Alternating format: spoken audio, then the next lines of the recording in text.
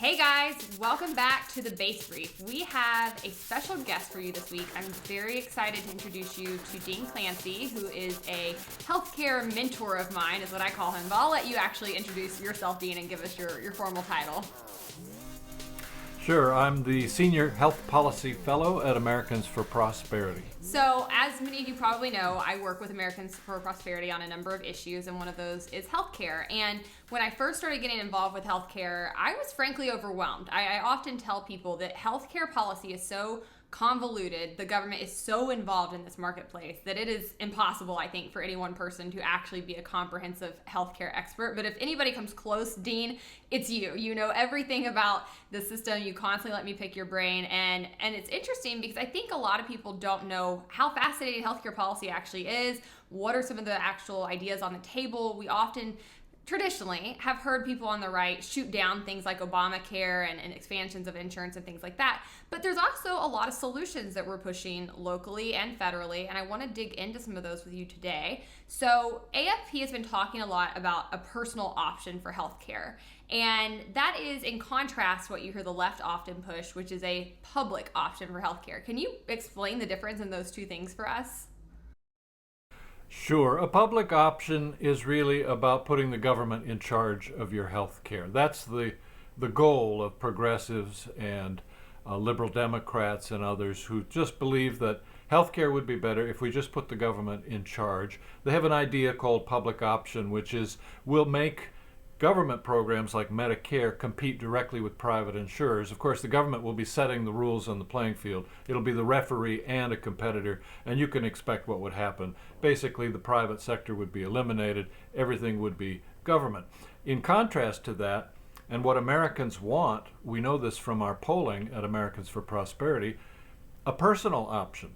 In other words, you, the patient, getting the choice and control you want with the quality you deserve at prices you can afford from the medical professionals you trust. So it's better care at lower cost through markets rather than mandates. That's a personal option. And that's exciting because I've become more invested in what I would call my holistic health in recent years. And it's been interesting because a lot of the things I have found that work for me are things like yoga. I practice yoga regularly because I have sciatica. And so doing yoga actually keeps me limber, keeps me from getting major, very painful issues in my back. But what the health insurance companies would want me to do is get on medications for this kind of disorder. And that's not really the approach I want to take. And yet that would be covered by my health insurance, and yoga or massage therapy or other more natural ways to approach health are not. And so that's something that's always frustrated me. And what I've learned as I've dug more into this is just how much of that is because of the government's relationship with insurance companies and basically picking winners and losers for what gets covered and what doesn't, right?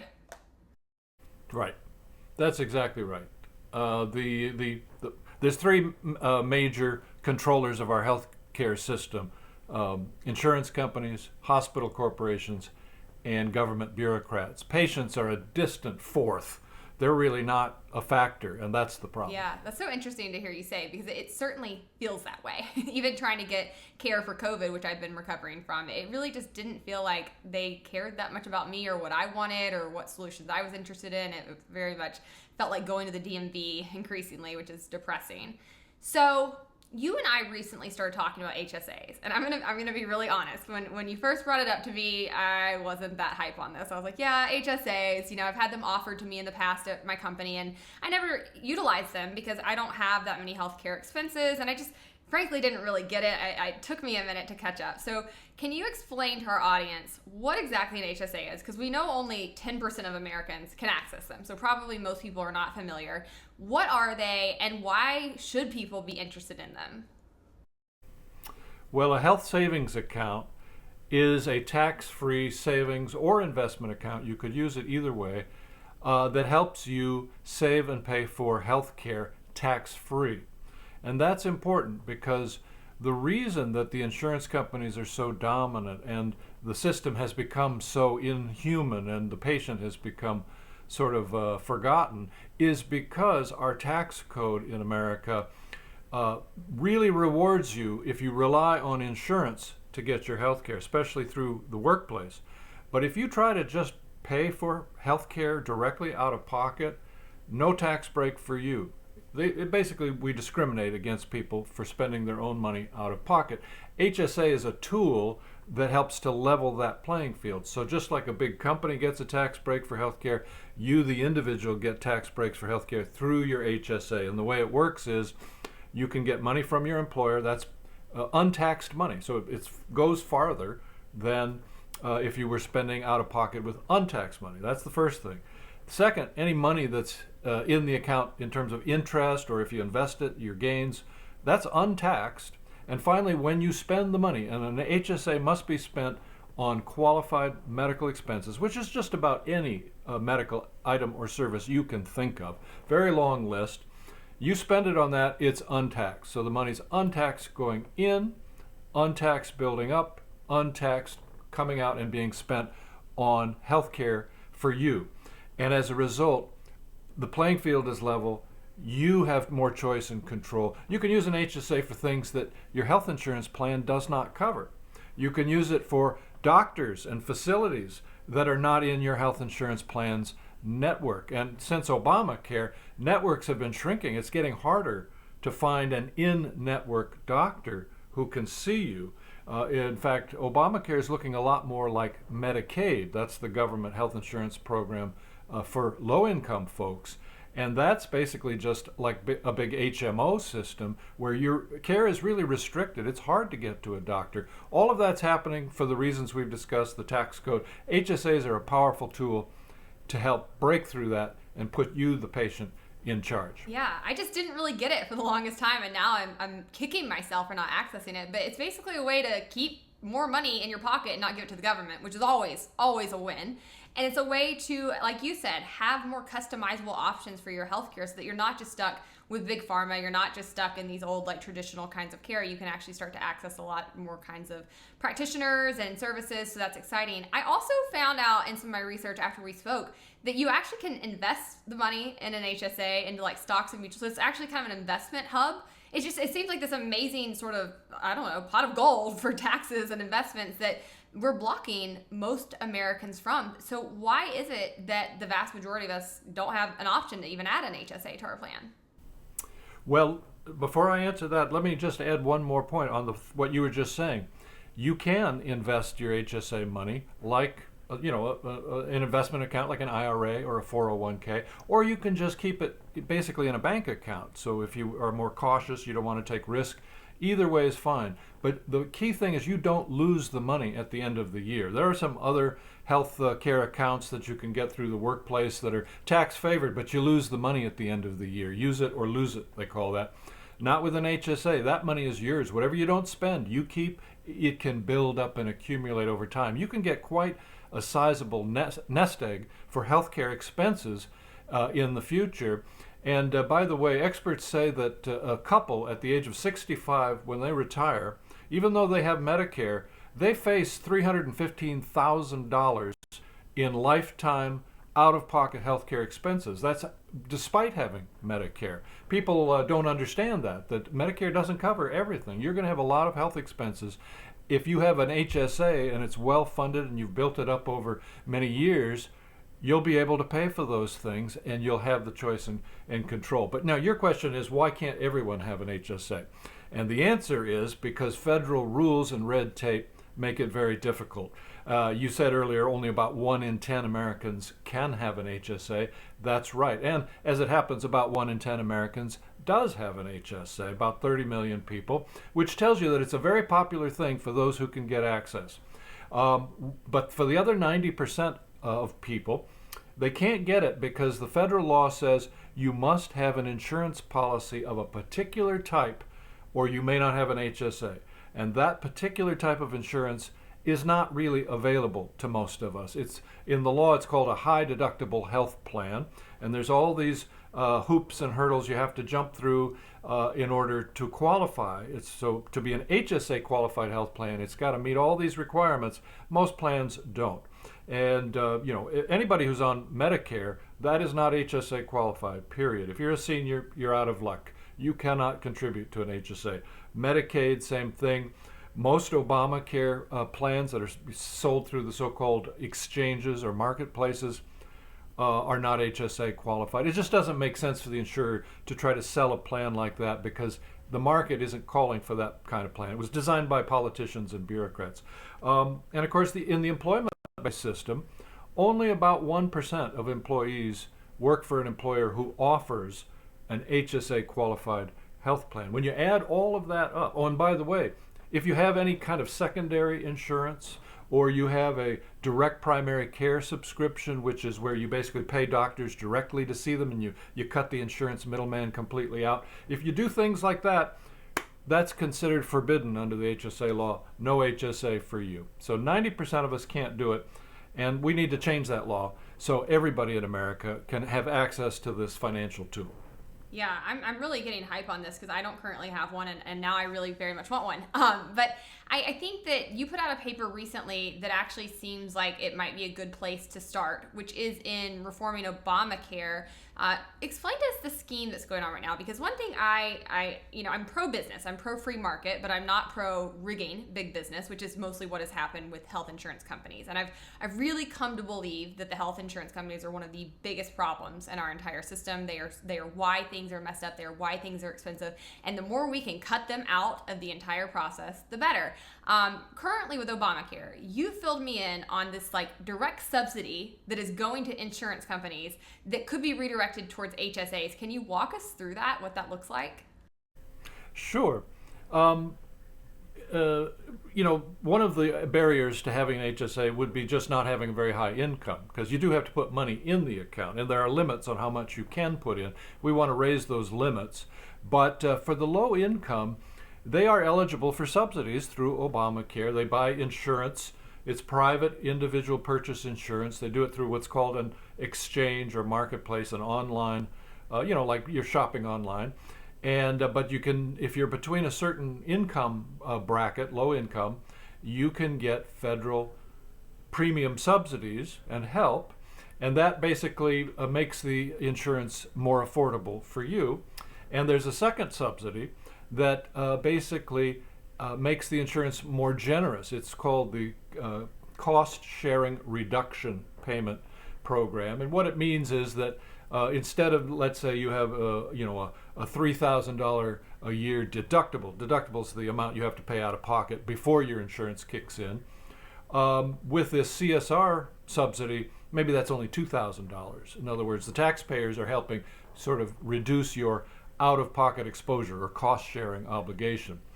Well, I and some other folks that work in this area, folks at the Paragon Health Institute, National Taxpayers Union, and others, we realized, 5 million people are getting this CSR subsidy through Obamacare.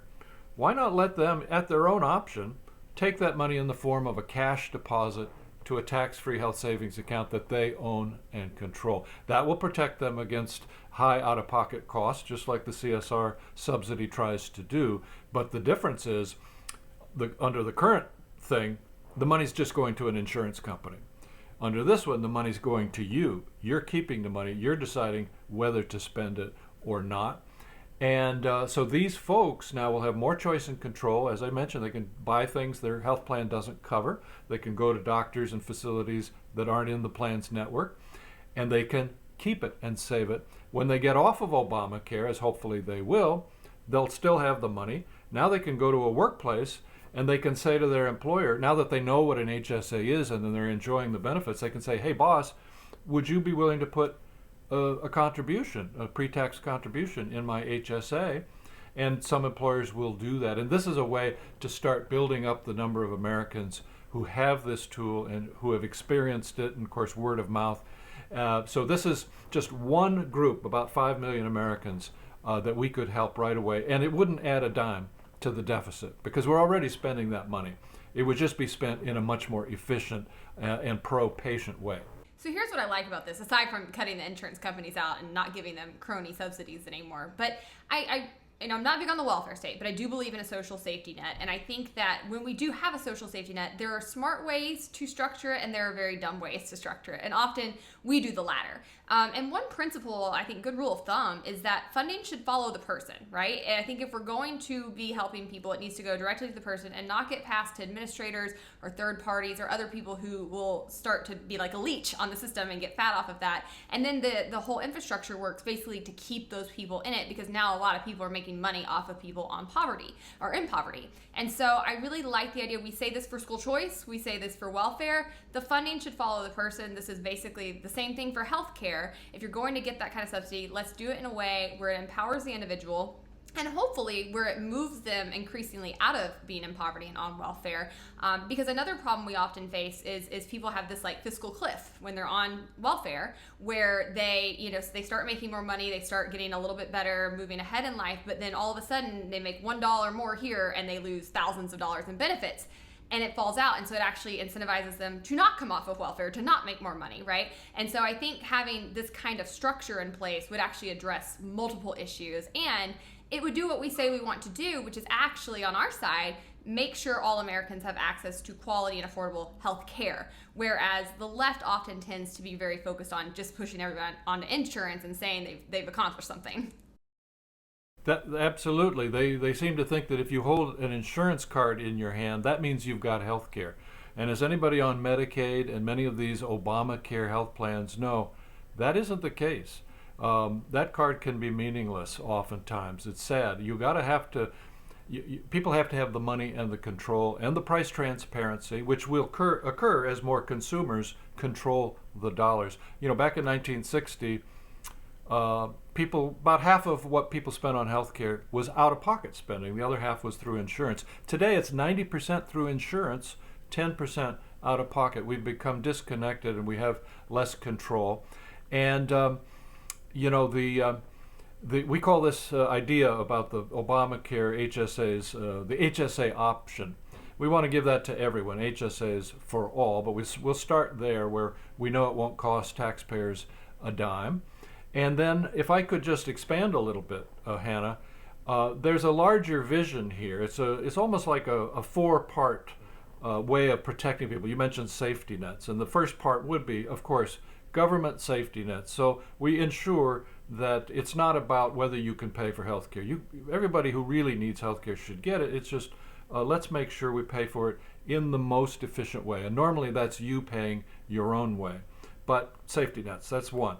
Two, why not make sure everyone can have tax-free health savings accounts, HSAs for all? Three, why not make sure that everybody can have access to direct primary care, where you basically fire the insurance company for most of the kinds of care that you ordinarily are going to need. Doctor's visits and questions you have for your doctor. DPC is so great because you're paying the doctors to be on call. You can talk to them at any time. They spend lots of time with you because they're just practicing healthcare. They're not filling out paperwork for an insurance company. You've kicked the insurance companies out. So those are the three layers, and then the fourth layer is an insurance policy, but a basic policy that protects you against the really big, expensive costs: cancer, heart disease, getting hit by a bus. Those are things that your HSA, no matter how much you save in it, may not be able to cover. And so you need that. So you've got your four layers of a true government safety net, a basic insurance policy, a direct primary care subscription to the doctors of your choice, and tax-free health savings account. That is a vision of a much better world than this sort of put everybody in a government insurance plan that doesn't give you real access to care. Yeah, that's absolutely the direction we need to be going. And I love that because it sounds simple and it sounds doable, which is encouraging, because I think very often people feel a little bit helpless when we're just so far down the road in this healthcare mess that they started creating 100 years ago. But there is a way out. There's a way to kind of sidestep out of this web that they've woven. And I think these are really great models. I know I've worked on direct primary care at the state level before. That is incredibly affordable. It offers much better care. And in my experience, it also allows the doctors to provide a lot more charity care because they have so much more time to meet more patients. They're not having to jump through all these insurance hoops and regulations the government has put in place. So Right. The DPC doctors will do telehealth without even thinking about it. They don't charge extra. There's no special hoops. They just do it because it's good care.